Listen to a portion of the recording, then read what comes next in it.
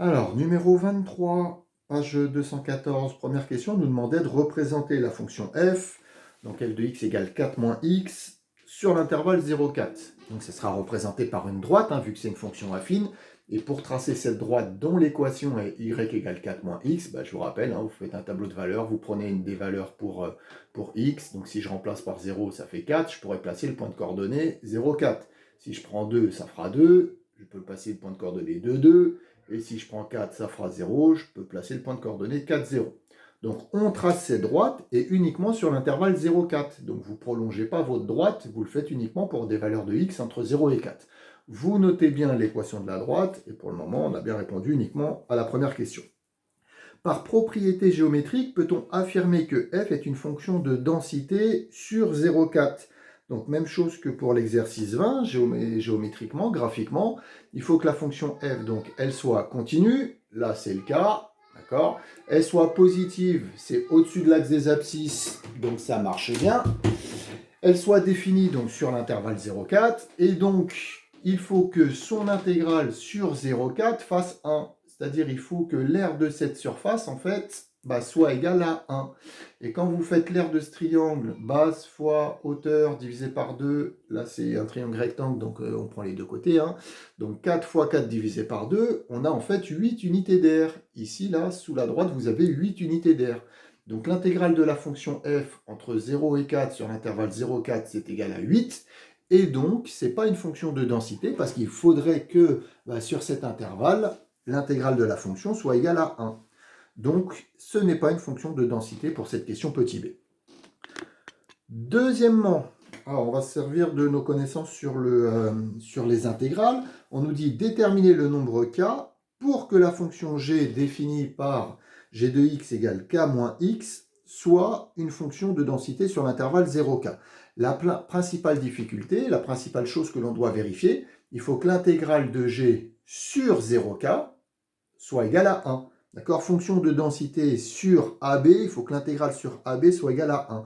Donc ici, il faut que l'intégrale de la fonction g sur l'intervalle 0k soit égale à 1. Et on va essayer de déterminer la valeur de ce réel k pour déjà que ça vérifie cette condition. On vérifiera les autres conditions après.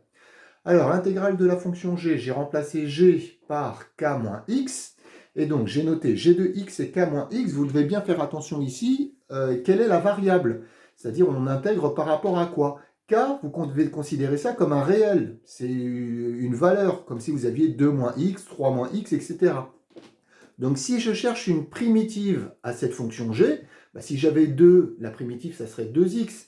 Si j'ai k, la primitive, c'est kx. Moins x moins la primitive de x, donc moins x au carré sur 2. J'ai ma primitive que je note donc entre les crochets, et ensuite vous vous souvenez, on fait la différence des deux images, donc g de k moins g de 0. Si je remplace x par k dans cette expression, k fois k ça fait k au carré, moins k au carré sur 2. Là vous avez 1 k au carré moins 1 demi k au carré. 1 moins 1 demi ça fait 1 demi, donc il me reste k au carré sur 2. G de 0, si je remplace x par 0 dans mon expression, c'est bien x que je remplace par 0. K, il reste toujours k, on n'y touche pas. Donc k fois 0, ça fera 0. Moins 0 au carré sur 0, ça fera 0. Donc g de 0 égale 0. Donc si je remplace g de k moins g de 0, je vais obtenir k au carré sur 2. Donc je sais que cette intégrale était égale à k au carré sur 2. Et pour que ça soit une fonction de densité, il faut que cette intégrale soit égale à 1. Donc l'équation que je dois résoudre pour déterminer la valeur de k que nous cherchons, il faut donc que k au carré sur 2 soit égal à 1. K au carré sur 2 égale 1, ça fait k au carré égale 2.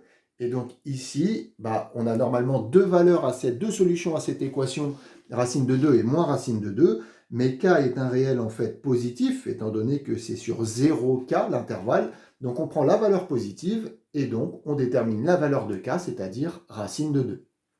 Donc la fonction, c'était k moins x, donc g de x, ça sera racine de 2 moins x. On sait qu'elle est positive sur 0 racine de 2. Pourquoi ? Parce que si je prends n'importe quelle valeur de x entre 0 et racine de 2, racine de 2 moins x, ça donnera toujours quelque chose de positif. Donc elle est positive, elle est continue, et on sait que l'intégrale en fait de la fonction sur 0 racine de 2, ça fera 1. C'était en fait notre condition. Ici, on a déterminé le réel k pour que G vérifie cette condition. Donc elle est positive, continue, et son intégrale est égale à 1 sur l'intervalle 0 racine de 2. Ça définit donc une fonction de densité sur 0 racine de 2. Le but de cette question, c'était de déterminer la valeur de k pour que ça soit une fonction de densité sur 0k. Voilà.